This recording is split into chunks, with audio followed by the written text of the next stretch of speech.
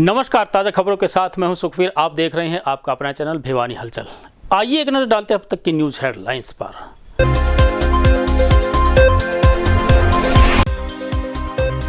शुक्रवार को 42 corona positive हुए ठीक, आए 24 नए कोरोना पॉजिटिव।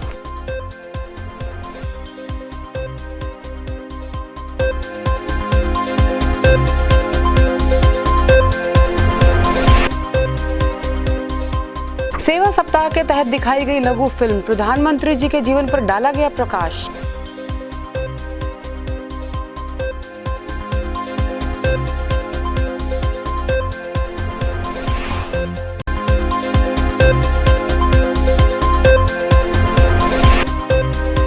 शहर में लगे 22 सुलभ शौचालयों की हालत हुई दयनीय, नहीं कर रहा नगर परिषद इनकी देखभाल। सफाई के नाम से लगाया जा रहा है चूना।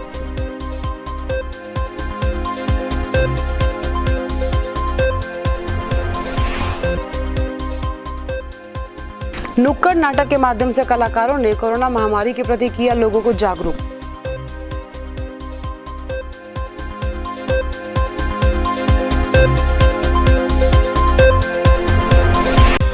महिला एवं बाल विकास विभाग की उपमंडल स्तरीय बैठक का हुआ आयोजन। आंगनवाड़ी केंद्रों में बिजली, पानी व शौचालय की सुविधा के दिए आदेश।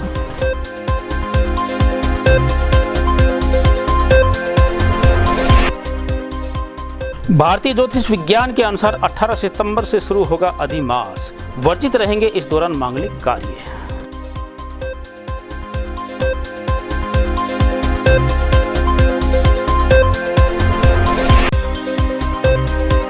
गोग्रास के कारण अनेक गायों की मृत्यु, 44 गायें गंभीर रूप से बीमार।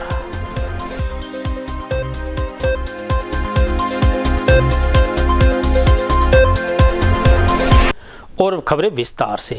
शुक्रवार को भिवानी जिले में 24 नए कोरोना पॉजिटिव आने के बाद कुल संक्रमित लोगों की संख्या 2277 हो गई है। इस बारे में जानकारी देते हुए सीएमओ डॉक्टर जितेंद्र काद्यान ने बताया कि जिले में 1834 लोगों के ठीक होने के बाद एक्टिव केसेज की संख्या 420 हो गई है।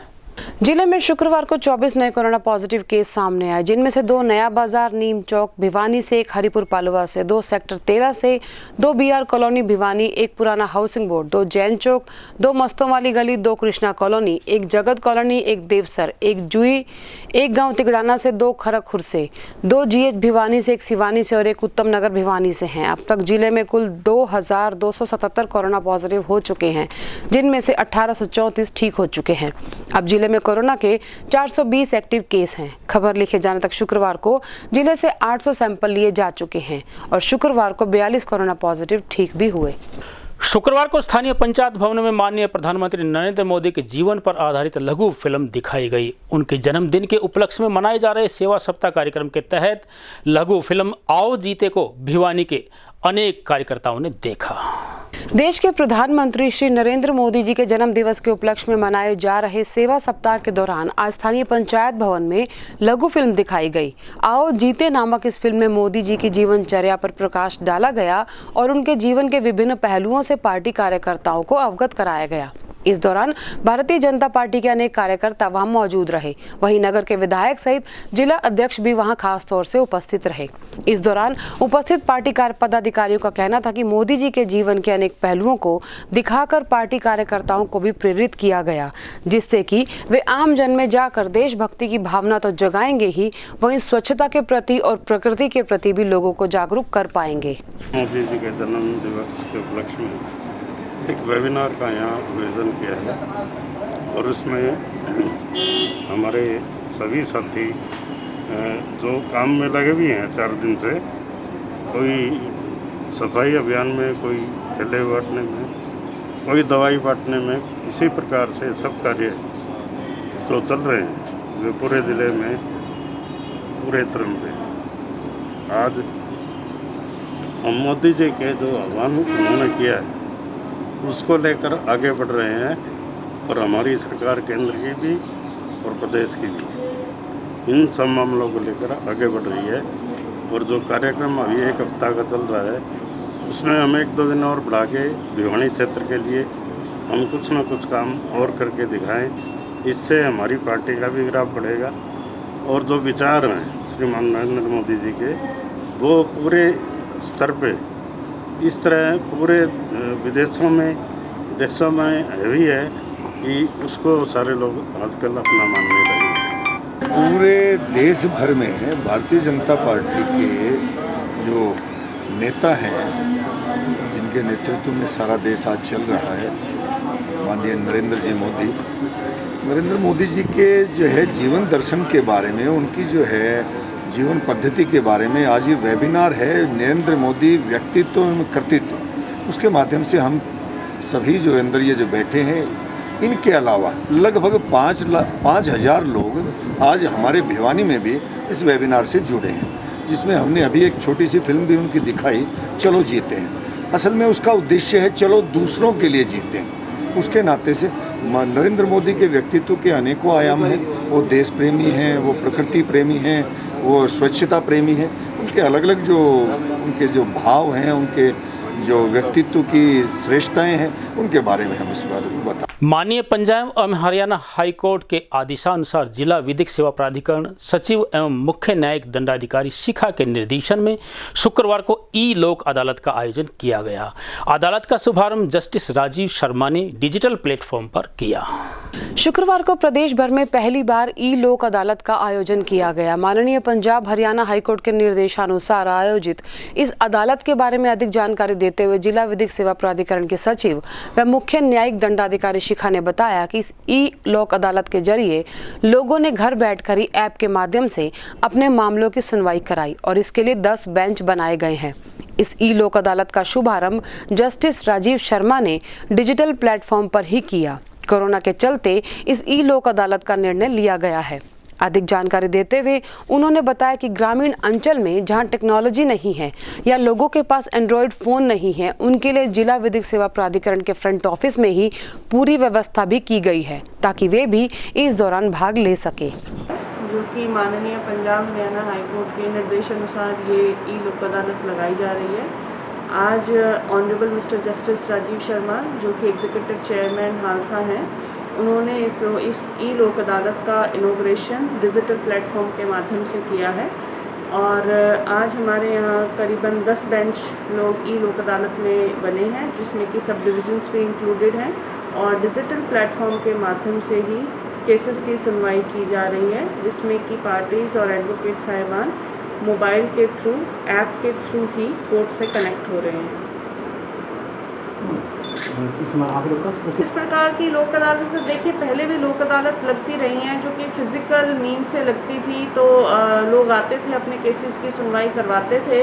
अब जैसा कि हम सब जानते हैं कि कोविड-19 की वजह से जो ये महामारी चल रही है, उस वजह से हम एक जगह पर बहुत ज़्यादा भीड़ इकट्ठी नहीं होने दे सकते हैं। हमें सोशल डिस्टेंसिंग का पालन करते हुए ही सभी कार्यों को संपन्न करना है। तो एक ये नई चीज़ है, नया प्रयोग कह सकते हैं आपकी, पहली बार ये ई लोक अदालत होने जा रही है, तो ज़रूर इससे कुछ ना कुछ लाभ तो होगा ही कि लोगों को एक नया माध्यम मिलेगा कि वो अपने घर बैठकर भी अपने केस की सुनवाई करवा पा रहे हैं, वहीं से वो कोर्ट से और अपने वकील साहिबान से जुड़ पा रहे हैं। जैसे कि आपने ठीक कहा, हमारे जो ग्रामीण क्षेत्र के कुछ ऐसे ज़रूर लोग होंगे जिनके पास एंड्रॉयड फ़ोन या इतनी टेक्नोलॉजी नहीं होती है कि वो, कई बार उन्हें ज्ञान नहीं होता अगर फ़ोन होता है कि वो इस तरह से ऐप के थ्रू या डिजिटल प्लेटफॉर्म के थ्रू हमसे जुड़ पाएँ। ऐसे लोगों के लिए हमने जैसे हमारा जो ADR सेंटर है, हमारे फ्रंट ऑफिस में हमने इसकी व्यवस्था की हुई है। यहाँ बाकायदा एक PC यानी कि जो कंप्यूटर होता है, नेट कनेक्टिविटी के साथ प्रोवाइड कराया गया है। तो ऐसे लोग जो नहीं आ पा, जो अब जिनके पास फ़ोन नहीं है या जो उनको फ़ोन चलाना नहीं आ रहा है, समझ नहीं आ रहा है टेक्नोलॉजी का कैसे प्रयोग करना है, यूज़ करना है, तो वो आके हमारे फ्रंट ऑफिस में भी हमारी सहायता से भी यहाँ से जुड़ सकते हैं। सुविधाओं को जुटाना आसान है, लेकिन उन्हें चालू हालत में रखना अत्यंत मुश्किल है। इसका अंदाज़ा भिवानी के सुलभ शौचालयों को देखकर लगाया जा सकता है, जिनका निर्माण होने के बाद देखरेख के अभाव में लगभग 22 शौचालयों की हालत अत्यंत दयनीय स्थिति में पहुंच चुकी है। नगर परिषद ने शहर में कुछ महीने पहले ही भीड़ वाली जगहों पर लाखों रुपयों से सुलभ शौचालय लगाए थे ताकि लोगों को कोई परेशानी ना आए। कुछ दिन तो ये ठीक रहे, लेकिन अब ये खुद अपनी बदहाली पर आंसू बहा रहे हैं। वहीं इनकी हालत और साफ सफाई के लिए आम जन ने भी निराशा जताई। ये शौचालय नगर परिषद ने लोगों की सुविधा के लिए बनाए थे, लेकिन इनकी साफ सफाई न होने के चलते ये लोगों के लिए परेशानी का कारण बन गए हैं। इनमें से इतनी बदबू आती है कि इनके पास से गुजरना भी नहीं जाता। एक तो पानी की व्यवस्था नहीं इसके अंदर, दूसरी बात ये ऐसे ही खुले और रखे हैं जैसे आवारा हो, ये ना तो इसकी कोई केयर करने वाला इनकी, ना इनकी कोई सफाई करने वाला। ये मतलब सुविधा के लिए तो है नहीं, फिलहाल ये बीमारी का कहर बना हुआ है। यही मांग करते हैं तो इसकी सफाई करवानी चाहिए और पानी की व्यवस्था करवानी चाहिए इसके अंदर, और इसको एक बार हफ्ते में 2-3 दिन में एक बार इसकी सफाई हो जानी चाहिए। कोर्ट की तरफ है तो बाथरूम लग जाती है या कोई परेशानी हो जाती है, गवर्नमेंट ये बना तो देती है, फिर इनकी सफाई वगैरह क्यों नहीं करवाती? क्या ऐसा सरकार ने कोई नेता चुन दिया जो इनकी सुनाई नहीं हो रही? शौचालय जो बनाए गए थे वैसे तो ठीक थे जी, अब कोई देख रेख नहीं हो रही है, उनमें बहुत गंदगी है, ना पानी है, ना उनके दरवाजे भी टूटे हुए हैं। आदमी तो जा भी सकता है बाजार में, कहीं दाएँ बाएँ, महिला कहीं कहाँ जाएगी? प्रशासन कुछ नहीं कर रहा, उसका रोज देखते हैं, कोई उसका ध्यान नहीं दे रहा। शौचालय बहुत ही खराब चल रहे हैं, ना तो उनको ऊपर टंकी में पानी है और गेट टूटे हुए उनके, और लोग तो कहीं जा नहीं सकती उसके अंदर, और आदमी तो कहीं ना कहीं कर भी लेगा सोच। लेकिन प्रशासन से ये रिक्वेस्ट है कि इसके अंदर पानी डाला जाए टंकियों के अंदर, और साफ सफाई रखी जाए और गेट गाट लगवाया जाए इसके। जब इस बारे में नगर परिषद के चेयरमैन रण सिंह यादव से बात की गई तो उन्होंने बताया कि इन फ्री ऑफ कॉस्ट शौचालयों का ठेका दे रखा है और भिवानी हलचल द्वारा मामला उनके संज्ञान में डाले जाने के बाद उन्होंने इसकी तुरंत सफाई कराने की बात भी कही। इन शौचालयों की सफाई भी अनेक मुद्दों की तरह कागजों तक ही सीमित रही। अब देखना ये है कि इन शौचालयों की सफाई नगर परिषद कब तक करा पाएगा। जी मेरे संज्ञान में है, आप लोगों ने बताया जिस प्रकार मैंने पिक्चर देखी है, आज मैंने सख्त निर्देश दे दिए सेंट्रल इंस्पेक्टर को, सभी 2 दिन के अंदर में ठीक करा करके पूरे शहर के जितने टॉयलेट हैं जहाँ भी ये समस्या बनी हुई है, टूटी नहीं है साफ, जबकि हमने इसका ठेका दिया हुआ है। ठेके के ऊपर तो डेली सफाई होनी चाहिए। तो आज ही मैं ये देख करके, और मैं खुद भी आज विजिट करके आऊँगा, और जहाँ भी ये कमियाँ हैं 2 दिन के अंदर दुरुस्त करा दी जाएंगी, और आगे से सफाई का पूरा ध्यान रखूँगा। सख्त निर्देश दे दिए गए हैं। देखिए हमने 22 ये प्रिकास्ट टॉयलेट रखवाए थे शहर के अंदर, और 22 में 5-4 के अंदर जो शिकायत प्राप्त हुई है, सभी को जल्दी से जल्दी दुरुस्त करा दिया जाएगा। शुक्रवार को नरेंद्र फिल्म्स एवं महादेव कला एवं संस्कृति विकास समिति के कलाकारों द्वारा स्थानीय सुधार मंडल मार्केट में नुक्कड़ सभा का आयोजन करते हुए कोरोना महामारी से बचाने के लिए लोगों को जागरूक किया गया। नाटक के माध्यम से कलाकारों ने सभी कर्मचारियों की भूमिका पर भी प्रकाश डाला। वैश्विक संक्रमित महामारी कोरोना वायरस के संक्रमण से लोगों को बचाने के लिए स्थानीय नगर सुधार मंडल मार्केट में नरेंद्र फिल्म्स महादेव कला एवं संस्कृति विकास समिति के कलाकारों ने नुक्कड़ नाटक कोरोना महायोद्धा के माध्यम से दुकानदारों और राहगीरों को जागरूक किया और मास्क लगाने, साबुन सैनिटाइजर का प्रयोग करने का संकल्प भी दिलाया। नुक्कड़ नाटक में डॉक्टर्स, पुलिस प्रशासन, जन सूचना विभाग, पत्रकारों, सफाई कर्मचारियों, बैंक कर्मचारियों और अध्यापकों की भूमिका पर प्रकाश डाला गया। समिति के सचिव ने कहा कि महामारी से लोगों को बचाने के लिए वे अपनी टीम के साथ शहर के अनेक क्षेत्रों और गांवों में जाकर जागरूकता अभियान चलाएंगे।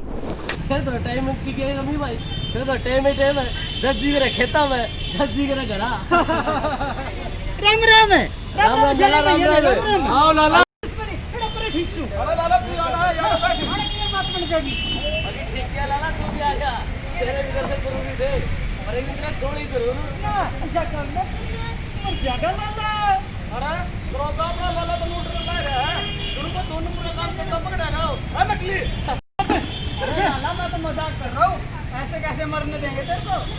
इस वक्त चकरी गिरा करते हैं, छुट्टी सी जान ले रहा हूँ, कोई लकड़ी की तो गोली मारने के दूंगा। अरे नहीं निकलने देंगे तेरे को किस दम इधर आप। 2 नंबर की बात तो नहीं हो रही तेरे भाई साहब। ये ऑर्डर था, ये कौन पुलिस आई, दूसरी पत्रकार, ये मैंने नहीं जीने देंगे। चले अपने घर।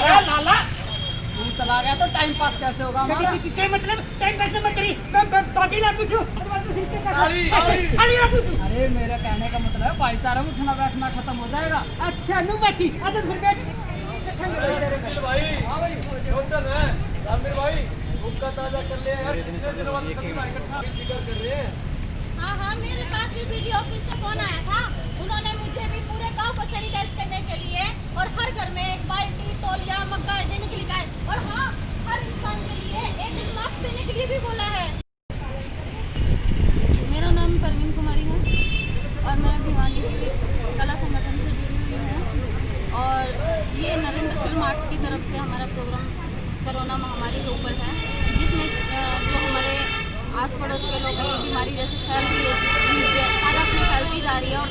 ही लापरवाह होते जा रहे हैं। ये उस विषय में उन लोगों को दोबारा से फिर से सचेत करने के लिए कि ताकि वो इन सावधानियों को फिर से अपने बीच में अपनाएं और सुरक्षित रहें। ये सर हमारा आज पहली बार यहाँ का है। इसके बाद हम आगे जहाँ जहाँ हमें निर्देश मिलते रहेंगे हम इसको आगे आगे वहाँ करते रहेंगे। मेरा नाम संदीप शर्मा है। हम जो ये जो है कोरोना महामारी के उसमें जागरूक करने के लिए कर रहे हैं कि नरेंद्र फिल्म्स और महादेव कल्चर वेलफेयर एसोसिएशन के द्वारा हम जो ये प्ले कर रहे हैं। जो आज पब्लिक जो है अपना काम भी कर रही है लेकिन अपनी सावधानियों को अच्छे से ना निभाते हुए, कोई मास्क का प्रयोग नहीं कर रहा, कोई मतलब बिल्कुल इसको ये लगा लिया है कि मतलब ये बीमारी कुछ है ही नहीं। हालांकि बीमारी पहले से ज़्यादा बढ़ चुकी है। उसी को जागरूक करने के लिए हम जो है कलाकार इकट्ठे होकर के ये अपने पब्लिक को जागरूक करने के लिए कर रहे हैं। नहीं, ये अपने कलाकार जो है एक सामाजिक अपनी जिम्मेवारी निभाते हुए कर रहे हैं। सरकार का शुक्रवार को स्थानीय लघु सचिवालय में एसडीएम महेश कुमार की अध्यक्षता में महिला एवं बाल विकास विभाग की उपमंडलीय स्तर बैठक का आयोजन किया गया। बैठक के दौरान एसडीएम द्वारा बेटी बचाओ बेटी पढ़ाओ, पोषण माह अभियान इत्यादि की समीक्षा की गई और इनसे संबंधित आवश्यक दिशा निर्देश जारी किए गए। बेटी बचाओ बेटी पढ़ाओ अभियान की समीक्षा करते हुए एसडीएम महेश कुमार ने कहा कि सभी आंगनवाड़ी केंद्रों में शौचालय सुचारू रूप से होने चाहिए। इसी प्रकार से यहां पर स्वच्छ पेयजल का प्रबंध होना चाहिए। उन्होंने कहा कि जिन आंगनवाड़ी केंद्रों में शौचालय का या पेयजल का समुचित प्रबंध नहीं है उन केंद्रों की सूची तैयार की जाए ताकि वहां पर इस तरह की कमी को पूरा किया जा सके। उन्होंने पंचायती राज विभाग के अधिकारियों को निर्देश दिए कि जिन गांव में आंगनवाड़ी केंद्रों का निर्माण किया जा रहा है उनमें गुणवत्ता का पूरा ध्यान रखा जाए। एसडीएम ने महिला एवं बाल विकास विभाग के अधिकारियों को निर्देश दिए कि वे ऐसे आंगनवाड़ी सेंटरों की सूची मुहैया करवाएं जहाँ पर बिजली पानी शौचालय की सुविधा नहीं है ताकि वहाँ पर संबंधित विभागों से तत्परता से कार्य करवाया जा सके। उन्होंने कहा कि पोषण माह अभियान के तहत महिलाओं को बच्चों की सही खुराक के प्रति जागरूक किया जाए। एसडीएम ने कम लिंगानुपात वाले गांव में निगरानी करने के निर्देश दिए। उन्होंने कहा कि कहीं पर भी लिंग जांच या कन्या भ्रूण हत्या नहीं होनी चाहिए। पुरुषोत्तम मास में भगवान विष्णु की होती है विशेष पूजा अर्चना। 16 अक्टूबर तक रहेगा पुरुषोत्तम मास, यह कहना है ज्योतिषाचार्य पंडित कृष्ण कुमार नावा का। उन्होंने बताया कि भगवान विष्णु ने 13वां मास स्थापित करते हुए भगवान नरसिंह के रूप में अवतार लिया था और हिरण्यकश्यप का वध किया था। ज्योतिषाचार्य पंडित कृष्ण कुमार नावा का कहना है कि सूर्य वर्ष 365 दिन का होता है और चंद्रमा वर्ष 354 दिन का होता है। इन दिनों के बीच 11 दिन का अंतर होने के कारण इसे अधिमास में परिवर्तित कर दिया जाता है। इसलिए प्रत्येक 3 वर्ष के बाद अधिक मास आता है। इस वर्ष यह अधिमास 18 सितंबर से 16 अक्टूबर तक रहेगा। उनका कहना है कि इस दौरान मांगलिक कार्य व शुभ कार्य वर्जित रहते हैं, फिर भी ग्रहों की स्थिति के अनुसार मजबूरीवश कुछ कार्य किए जा सकते हैं। शुभ कार्य को करने के लिए मुहूर्त की आवश्यकता पड़ती है और किसी भी शुभ मुहूर्त के लिए मास शुद्धि का होना अति आवश्यक है। हमारे धार्मिक ग्रंथों के अनुसार 13 दिन का पक्ष अथवा अधिक मास दोनों ही मांगलिक कार्यों के लिए वर्जित माने गए हैं। भारतीय ज्योतिष शास्त्र के अनुसार एक सूर्य वर्ष 365 दिन 6 घंटे का होता है तथा चंद्रमा का एक वर्ष 354 दिन का होता है। दोनों में 11 दिन का यंत्र आ जाता है जिसकी पूर्ति के लिए हर 3 वर्ष में मलमास की व्यवस्था की गई है। 18 सितंबर से मलमास शुरू होगा जो 16 अक्टूबर तक रहेगा। मलमास में मांगलिक कार्यों का अभाव रहेगा। इस अवधि में विवाह, भूमि पूजन, गृह प्रवेश, उपनयन, जल पूजा आदि मांगलिक कार्य निषेध माने गए हैं। इसके अलावा श्रीमद् भागवत, श्री विष्णु पुराण, यज्ञ, अनुष्ठान, दान पुण्य के लिए यह महीना अति श्रेष्ठ कहा गया है। किसी अस्थायी अनुबंध के लिए अति आवश्यक होने पर पुख नक्षत्र अथवा अमृत सिद्धि योग का सहारा भी लिया जा सकता है।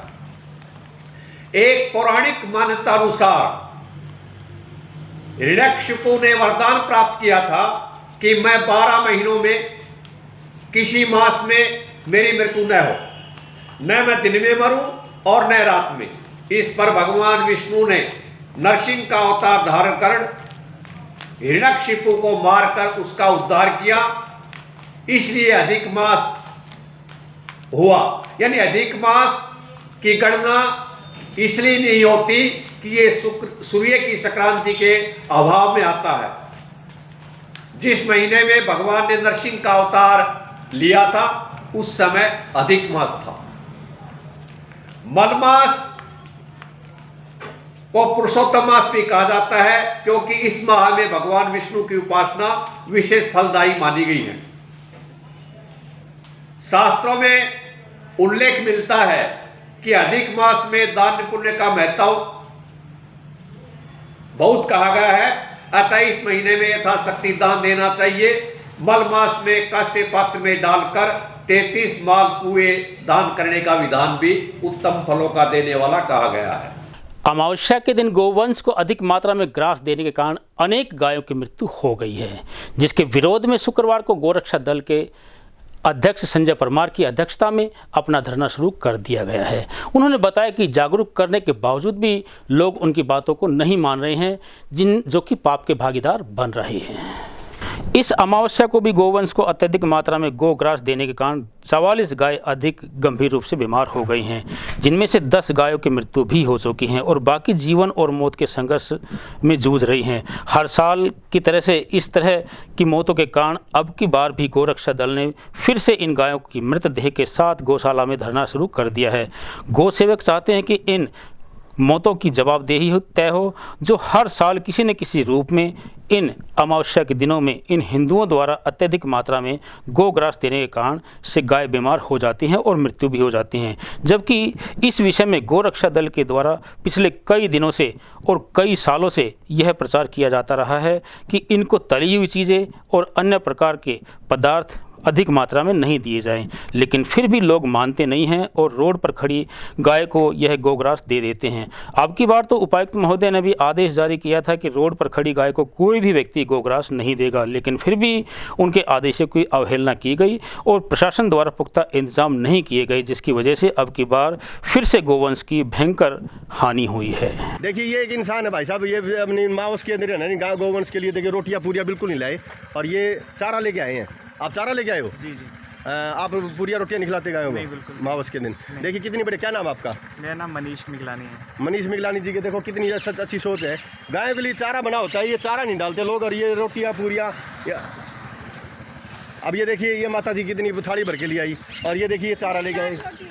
रोटी भी सिद्ध है जी, ज़्यादा माता जी रोटी भी ज़्यादा सिद्ध है, आप मना करो। अब ये देखिए बेचारे चारा ले गया, चारा गिरो ना, कितना गिरो इन्हें छिक्का है। आपका धन्यवाद, आपका लोगों को और बताइए। और अब चलते चलते फिर से एक नज़र आज की न्यूज़ हेडलाइंस पर।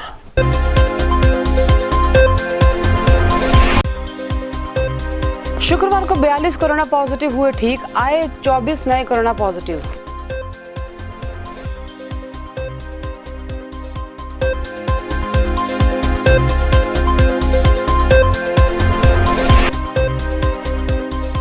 सेवा सप्ताह के तहत दिखाई गई लघु फिल्म, प्रधानमंत्री जी के जीवन पर डाला गया प्रकाश।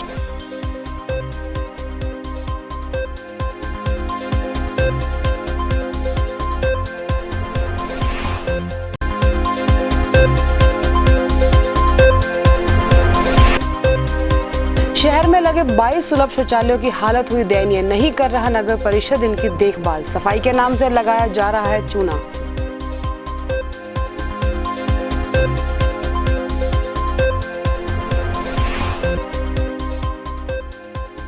नुक्कड़ नाटक के माध्यम से कलाकारों ने कोरोना महामारी के प्रति किया लोगों को जागरूक।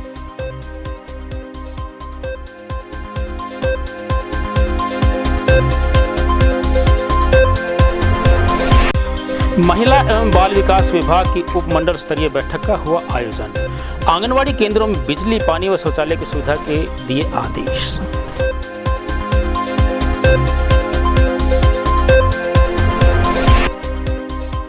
भारतीय ज्योतिष विज्ञान के अनुसार 18 सितंबर से शुरू होगा अधिमास, वर्जित रहेंगे इस दौरान मांगलिक कार्य।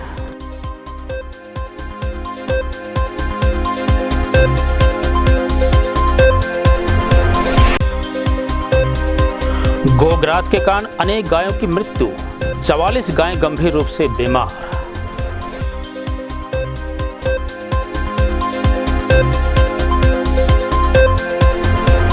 अब मुझे दीजिए इजाज़त। देखते रहिए आपका अपना चैनल भिवानी हलचल।